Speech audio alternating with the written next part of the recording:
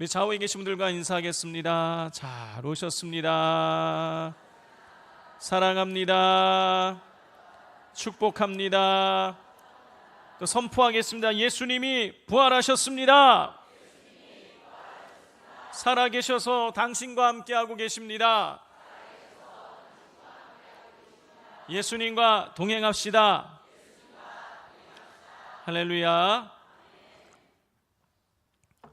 요즘 외국인 관광객들이 우리나라를 많이 찾고 있습니다. 올해 정부에서는 2천만 명이 넘을 것이다 라고 이렇게 추정을 하는데요. 이 외국인 관광객들이 우리나라 와서 놀라는 것들이 몇 가지가 있는데, 그 중에 한 가지가 뭐냐면 우리나라 치안입니다. 이 우리나라에 와서 사람들이 밤 늦게 해가 지고 껌껌해졌는데 아무렇지도 않게 돌아다니고, 또 돌아다녀도 아무 일이 없는 것에 대해서 깜짝 놀라한다라는 것이죠. 또 두 번째로 놀라는 것이 있는데, 그게 뭐냐면 카페 같은데 노트북이나 휴대폰이나 지갑으로 자리를 맡아둔다라는 것이죠. 그래도 아무도 안 훔쳐가는 걸 보고 그걸 놀라워한다고 합니다. 성도 여러분, 어떻게 우리나라가 이렇게 치안이 안전하고 그리고 물건을 놔둬도 괜찮은 나라가 될 수 있었던 것입니까? 사람들이 교육을 통해서 이 사회적인 규칙을 잘 지켰기 때문인 것이죠. 만약에 어느 순간부터 사람들이 사회적으로 함의된 이 질서를 위한 규칙을 지키지 않게 되면 여러분, 한순간에 이 치안도 망가지고 그리고 안전하게 살 수 없게 되는 것입니다. 자, 여러분, 이렇게 안전하게 있다가 이 규칙을 지키지 않을 때에 여러분, 처음에는 별일이 없어요. 여러분, 운전하는 사람이, 운전자가 신호 위반 한 번, 두 번 할 때 그럴 때는 사고 안 날 수 있습니다. 그런데 상습적으로 매일매일 신호 위반을 한다, 과속을 한다고 생각을 해보십시오. 사고가 안 날 수가 없습니다. 반드시 사고가 나게 되는 것이죠.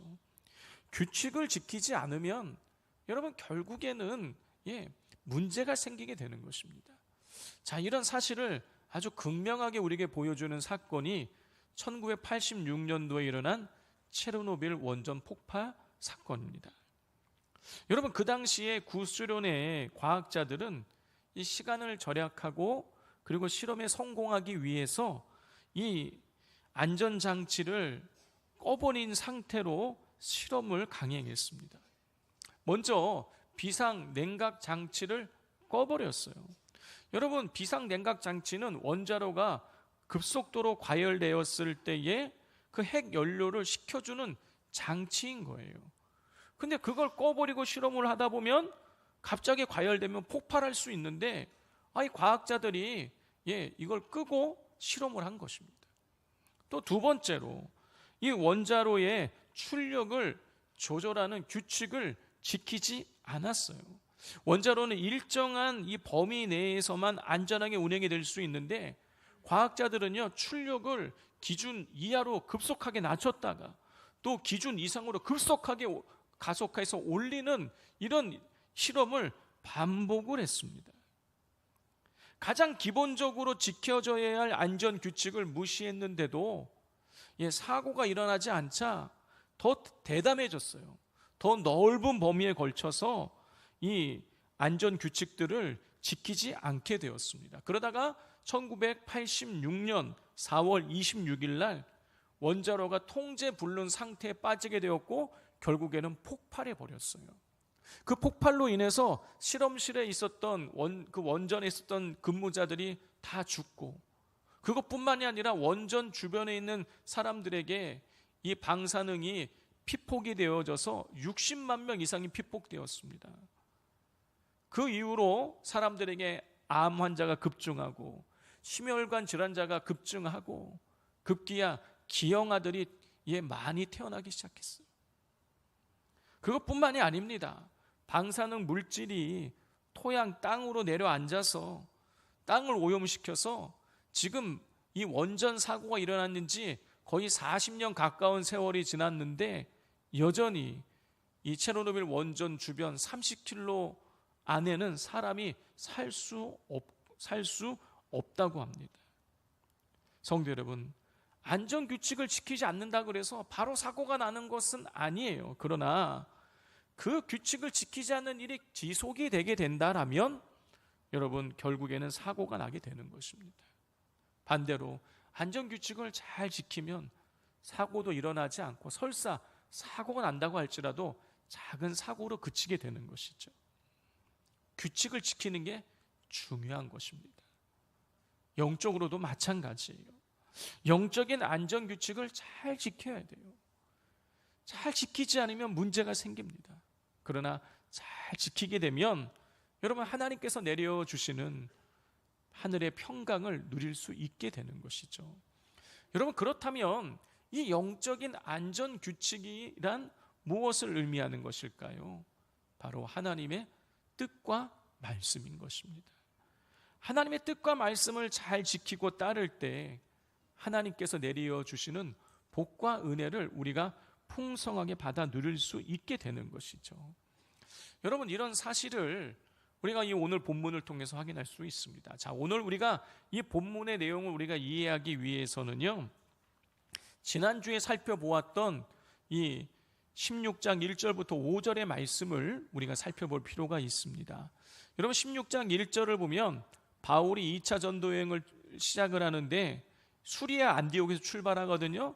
그런데 어디를 거쳐갔다 기록하고 있습니까? 더베와 루스드라를 거쳐갔다 기록하고 있어요. 그리고 루스드라에서 누구를 만났습니까? 디모데라는 제자를 만나게 되었고, 그 제자 디모데를 이제 선교에 동참시키게 되는 것이죠. 자, 오늘 본문은요, 이렇게 바울이 루스드라까지 갔고, 루스드라 그 이후에 선교의 여정이 어떠했는가에 대해서 우리에게 가르쳐주고 있습니다. 자, 바울은 루스드라 다음에 어디로 가서 선교를 한 것일까요? 자, 한번 우리 지도를 먼저 한번 보도록 하겠습니다. 지도를 보시면은요, 이 지도가 지금 나오고 있나요? 거기 수리아, 이제 클릭을 하시면 집사님 이게 넘어가게 되어 있습니다. 수리아 안디옥에서 바울의 고향 다소를 거쳐서 더베와 그리고 루스드라에 이르게 됩니다. 그리고 이 루스드라에서 오늘 성경에는 기록되어 있지 않지만은 이고니온과 비시디아 쪽으로 이동을 하게 돼요. 아니, 성경에 안 나오는데 이걸 어떻게 할 수 있느냐라고 의문을 가질 수 있는데, 여러분 15장 36절을 보면 우리가 그걸 알 수가 있어요. 15장 36절을 보면 자막에도 나올 텐데요, 이렇게 기록되어 있어요. 며칠 후에 바울이 바나바더러 말하되 우리가 주의 말씀을 전한 각 성으로 다시 가서 형제들이 어떠한가 방문하고자 하고 그랬어요.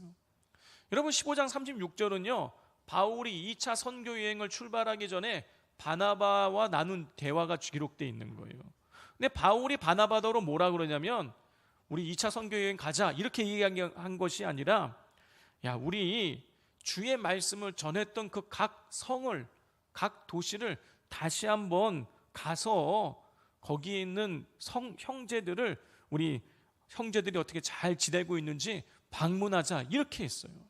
자, 그런데 지금 바울이 거쳐간 더베 루스드라 전도 여행했던 곳이 1차 전도 때, 그리고 바울이 또 이고니온과 비시디아 안디옥에도 방문을 했었습니다. 그 자연스럽게 그 루스드라 옆에 있는 이고니온과 비시디아 안디옥을 갔다라는 것을 우리가 15장 36절을 통해서 알 수가 있는 거예요. 자, 그러면 다시 한번 지도를 보여주십시오. 그러면 바울이 이제 루스드라에서 이고니온과 비시디아 안디옥으로 갔는데, 이 비시디아 안디옥에서 다음에 어디로 갔을까요? 자, 또 클릭을 해주시면 여러분 6절을 보면은요, 바울이 아시아로 가고자 했어요. 여러분, 아시아라는 이 전라남도 같은 그런 행정구역이 있었던 거예요. 바울은 아시아로 가고자 했지만 6절을 보면 뭐라고 기록되어 있습니까? 성령이 그곳에서 말씀을 전하지 못하게 막으셨어요. 그래서 방향을 틀게 되는 것이죠. 어디로 틀었습니까? 부르기아와 발라디아로 방향을 틀게 되었습니다. 계속 클릭하면 나오죠. 갈라디아까지 이르게 되었어요. 그리고 7절을 보면 이 갈라디아에서 바울의 일행이 무시아라는 곳으로 가게 되는데, 무시아에서 어디로 가기를 원했냐면 비두니아로 가고자 했어요. 그런데 성경이 뭐라 기록하고 있습니까? 예수의 영이 허락하지 않았다는 거예요. 그래서 비두니아로 가지 못하게 되는 것입니다. 그러면 어떻습니까? 위쪽으로 비두니아로는 못 가고 아래쪽으로는 아시아로 못 가게 막으셨고 뒤쪽은 이미 갔던 곳이고, 그러니까 이제 갈 곳은 앞으로 가는 수밖에 없어요. 어디입니까? 들어간 거예요. 자, 성도 여러분, 이제 지도는 거두어 주시고요. 바울과 실라와 디모데는 지금 예수의 복음을 전하는 선교를 하고 있습니다. 나쁜 일하러 다니고 있는 게 아니에요. 그런데 하나님께서 어찌된 일인지 이 아시아 지역에서 말씀을 전하지 못하게 막으시더니 비두니아 지역에서도 말씀을 전하지 못하게 막으셨어요. 생명의 말씀을 전하려고 하는데 말입니다. 그렇기에 바울 입장에서는요, 자신의 계획이 옳다고 확신하고 아시아와 비두니아로 가서 복음을 전할 수 있는 거예요. 내가 나쁜 일 하려고 하는 것도 아니고 하나님 주의 말씀을 전하려고 하는데 이걸 왜 막으셔? 나 가서 복음 전할 거야 하면서 아시아 비두니아 지역으로 얼마든지 갈 수 있는 것이죠. 그런데 바울이 어떻게 했느냐? 성령이 막으시니까 아시아 가지 않고 갈라디아 지역으로 올라갔어요. 비두니아 가고 싶은데 막으시니까 드로아로 갔습니다. 여러분, 이렇게 바울의 일행은 자신들이 하고자 하는 일이 선한 일이기에 자신의 뜻과 계획을 밀어붙일 수 있었지만 그렇게 하지 않고 성령의 인도하심을 따랐습니다. 성도 여러분, 때로 우리는요, 목적이 선하다고 한다면 무조건 그것이 하나님의 뜻이고 그렇게 생각하면서 밀어붙일 때가 있어요.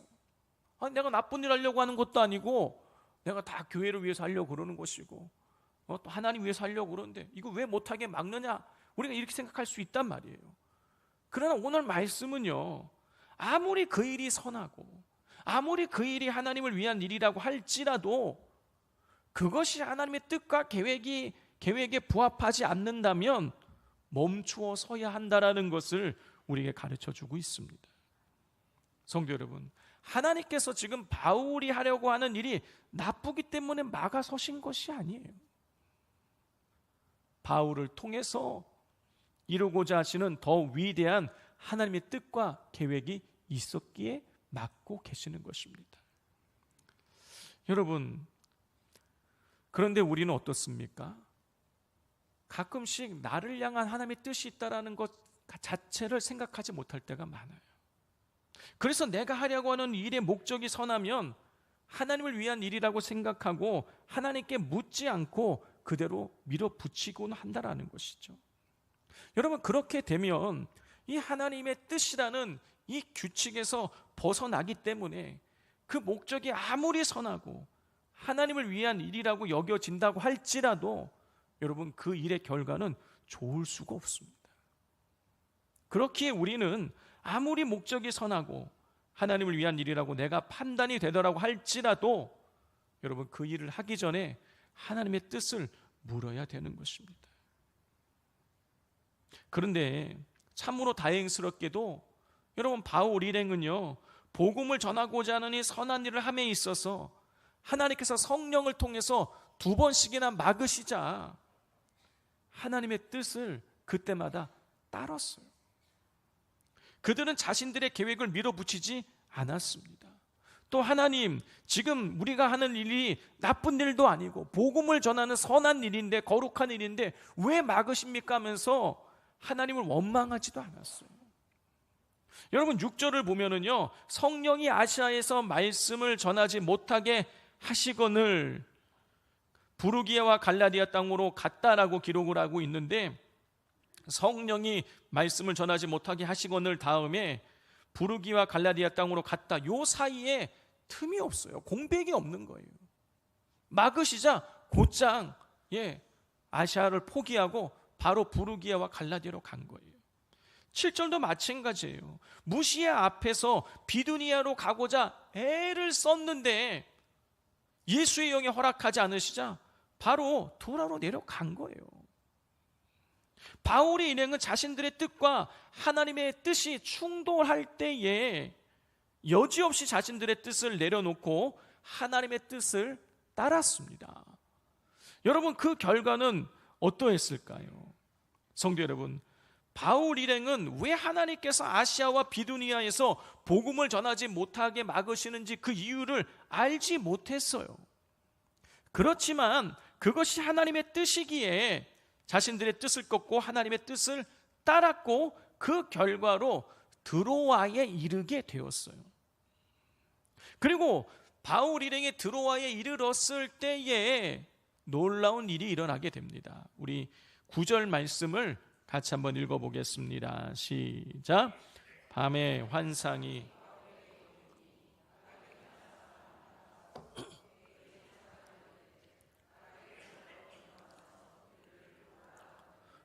바울 일행이 드로아에 이르렀을 때 마게도냐 사람 한 사람이 환상 중에 나타나서 마게도냐로 건너와서 우리를 도우라고 말하는 것을, 그 환상을 보게 되었어요.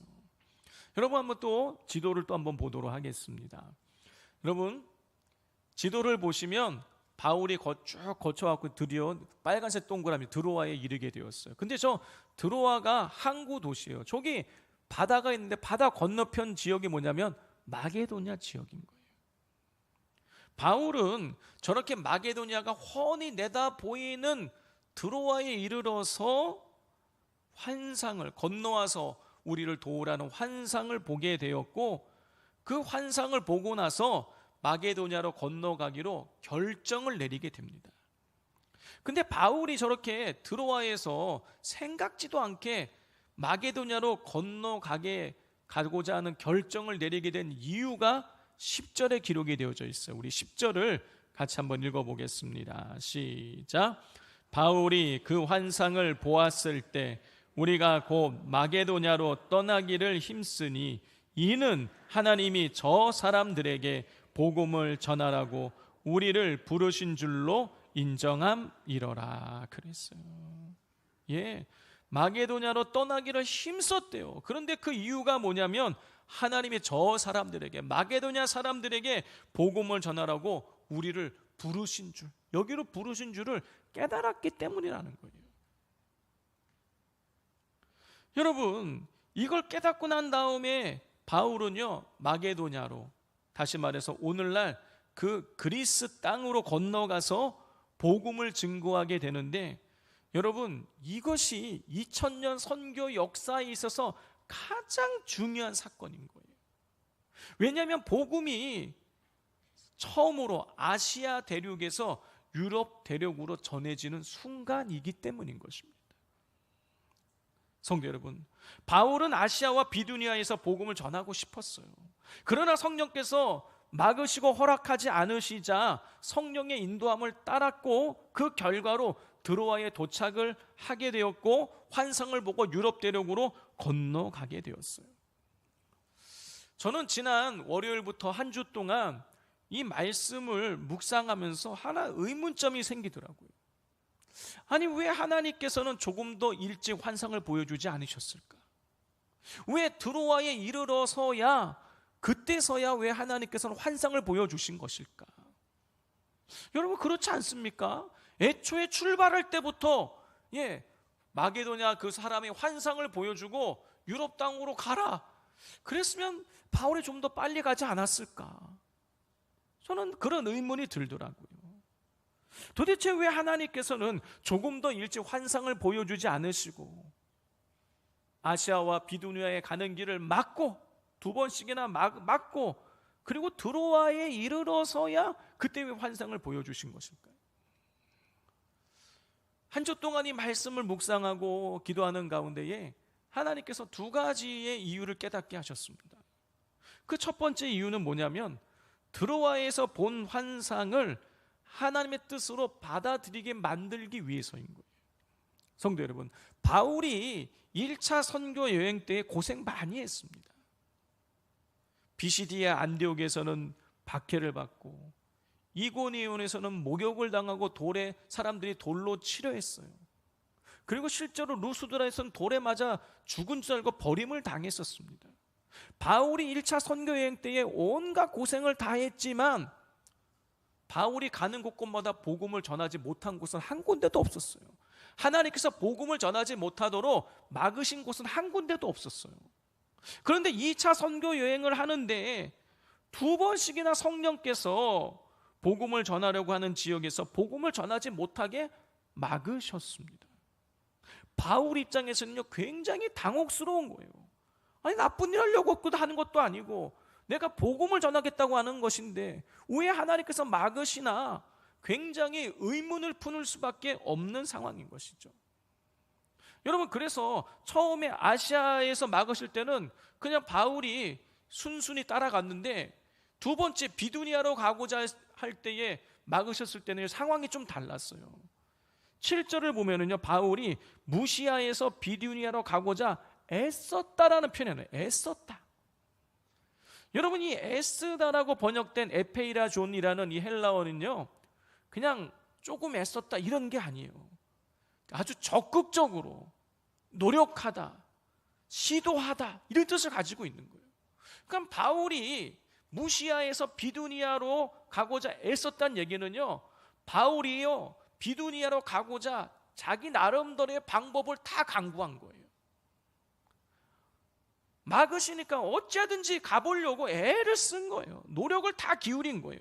그런데 예수의 영이 허락하지 않으시자 비두니아로 가는 길이 열려지지 않았던 것입니다. 그래서 하는 수 없이 바울이 드로아로 가게 되었는데 그 드로아에서 원치 않게 드로아로 갔는데 그 드로아에서 환상을 보게 된 거예요. 건너와서 우리를 도우라. 성도 여러분, 만약에 바울이 자기가 원하는 대로 이 터키 땅에서, 아시아에서, 비두니아에서 자기가 원하는 대로 계획한 대로 복음을 다 전했었더라고 한다면, 그런 상황에서 이 내륙 안에 있는 상황에서 건너와서 우리를 도우라는 환상을 보았다라면요, 그 환상을 하나님의 뜻으로 받아들이기가 힘든 거예요. 근데 계획했던 일들이 다 어그러지고, 그리고 자기가 원치 않게 길이 틀어져서 요 딱 마게도냐로 왔는데, 드로아로 왔는데, 거기에서 그 마게도냐가 보이는 그 드로아에서 하나님께서 환상을 보여주시면서 건너와서 우리를 도우라는 환상을 보여주실 때, 여러분 그때 하나님께서 이 아시아 땅이 아니라 터키 땅이 아니라 유럽 땅으로 건너가서 복음을 전하기를 원하시는가를 바울이 확신할 수 있게 되었던 것이죠. 또 두 번째로 하나님께서 이 드로아에 도착해서 환상을 보여주신 이유는 이 당장 마게도냐로 건너가서 복음을 전하기를 원하셨기 때문인 거예요. 여러분, 만약에 드로아에 도착하기 전 내륙에 있을 때에 한참 이 내륙에서 복음을 막 전하고 있을 때에 건너와서 우리를 도우라라는 환상을 보면은요, 이건 먼 훗날 내가 요거 다 복음 다 전할 거 다 전하고 내가 나중에 시간 나면 와서 건너가서 복음을 전하겠다, 이런 생각할 수 있는 거예요. 그런데 여러분, 드로아는요 마게도냐가 보이는 곳이에요. 마게도냐로 가는 배가 있는 항구 도시인 거예요. 그렇게 바울은요 드로아에서 환상을 보였을 때, 지금 하나님께서 마게도냐로 건너가서 복음 전하기를 원하시는가를 확신하고 곧바로 배를 타고 건너갈 수가 있었던 것입니다. 성도 여러분, 만약 바울이 자신의 뜻과 하나님의 뜻이 충돌했을 때 자신의 뜻도 선하고 하나님을 위한 일이라고 주장하면서 자신의 뜻을 따랐다라면, 여러분, 그는 드로아에 도착하지 못했을 것이고 드로아에 도착하지 못했다라고 한다면 여러분 환상도 보지 못하고 결국 유럽 땅의 복음이 전해지지 못했을 것이에요. 그런데 바울이 자신의 뜻이 아니라 하나님의 뜻을 선택함으로 인해서 드로아에 이르게 되었고, 드로아에 이르러 하나님께서 주신 환상을 보고 유럽으로 건너가서 복음을 전하게 됐던 것입니다. 그래서 로마가 복음화되어지고 전 세계 열방의 복음이 전해지는 길이 만들어지게 되었던 것입니다. 성도 여러분, 때로 하나님께서 우리의 계획을 무산시키실 때가 있습니다. 바울처럼 내가 세운 계획을 시작도 해보지 못하고 막힐 때가 있어요. 내가 선한 마음을 품고 하나님의 일을 하려고 하는데 여러 가지 방해가 있을 때가 있다라는 것이에요. 여러분, 이런 상황이 되면 우리 마음속에는요, 아니 내가 나쁜 일 하려고 하는 것인데, 좋은 일 하려고 하는데, 하나님을 위한 일을 하려고 하는 것인데, 교회를 위한 일을 하려고 하는 것인데 하나님께서 왜 막으시는 건가 하면서 우리가 의문이 들고 원망이 터져 나올 수도 있어요. 그렇지만 여러분, 그런 상황 속에서도, 이해가 되지 않는 그 상황 속에서도 하나님의 우리에 대한 마음이 재앙이 아니라 평안이라는 사실을 우리가 기억하며 하나님께서 이끌어 가시는 대로 순종하며 따라가야 되는 것입니다. 이해가 되지 않더라도 끝까지 하나님 말씀에 순종하며 따라가다 보면 여러분 어느 순간 드로아에 이르게 되는 것입니다. 그리고 드로아에 이르게 되면 그때 나를 향하신 하나님의 뜻을 발견하고 왜 하나님께서 나의 길을 막으시고 여기까지 이끌어 오셨는지가 그때 해석이 되는 거예요. 초등학교 고학년 때부터 제가 대학에 입학할 때까지 저한테는 한 가지 의문이 있었습니다. 그건 뭐냐면 하나님께서 왜 우리 가정에 이런 고난을 주시느냐였어요. 잘 살던 집이 아버지 사업이 기울면서 한순간에 지하실 새 방으로 이사를 갔어요. 사춘기 시절에 있었던 형이 그때부터 어긋나서 비행을 저지르고 고등학교 때 학교를 자퇴할 수밖에 없었어요. 또 상황이 그렇게 되니까 어머니께서 두통에 시달리면서 하루에 개보린 펜자를 10알씩 드시고, 그래도 머리가 아프시니까 하루 종일 누워만 계셔야만 했어요. 이해가 되지 않았어요. 왜 하나님께서 아버지 사업의 길도 막으시고 형도 막으시고 어머니도 이렇게 아프게 하시고, 이해가 되지 않는 거예요. 그러다가 우리가 할 수 있는 일이 아무것도 없으니까 부모님께서 두 손 두 발 드시고 기도원에 가셨습니다. 제가 초등학교 6학년 여름이에요. 그곳에 가서 저도 부모님도 다 성령의 충만함을 받았어요. 그러나 문제는 사라지지 않았습니다. 여전히 경제적으로 어렵고, 여전히 어머니가 아프시고, 여전히 형은 비행을 일삼았어요. 그래서 할 수 있는 일이 없으니까 밤마다 집 근처에 문 열린 교회를 찾아다니며 기도했습니다. 저희가 다니는 교회는 멀리 있었거든요. 근데 참 희한하게 남의 교인이 와서 기도하는 걸 싫어하더라고요. 자꾸 오니까 문을 잠그는 거예요. 쫓아내요. 그래서 하는 수 없이 밤마다 기도원을 가기 시작했습니다. 기도원에 가서 11시까지 기도하고 집에 오면 12시인 거예요. 매일 밤 그러했어요. 비가 와도 가고 눈이 와도 가고 바람이 불어도 갔어요. 비늘 뒤집어 쓰고 기도했습니다. 그래도 문제가 나아질 기미가 보이지 않았어요. 그렇지만 기도의 줄을 놓지 않았습니다. 계속 기도했어요. 기도하고 또 기도하고. 그때는요, 알지 못했어요. 왜 하나님께서 우리 가정에 이렇게 오랫동안 어려움을 주시는지 그 이유를 알지 못했습니다. 그렇지만 계속해서 기도하며 하나님 앞에 머물기를 힘썼고, 그러던 어느 날 하나님께서 깨닫게 하셨습니다. 그게 뭐냐면 하나님께서 우리 가정에 고난을 주신 이유가 형식적인 신앙생활에 머물러 있었던 우리의 가정을 영적으로 살리고 저를 목회자 만들기 위함이었다라는 것을 깨닫게 하셨어요. 성도 여러분, 인생의 길이 막히고 끝이 보이지 않는 고난이 계속될 때 여러분, 우리는 이 고난이 언제 끝날지 알 수가 없어서 두렵고 답답할 때가 있습니다.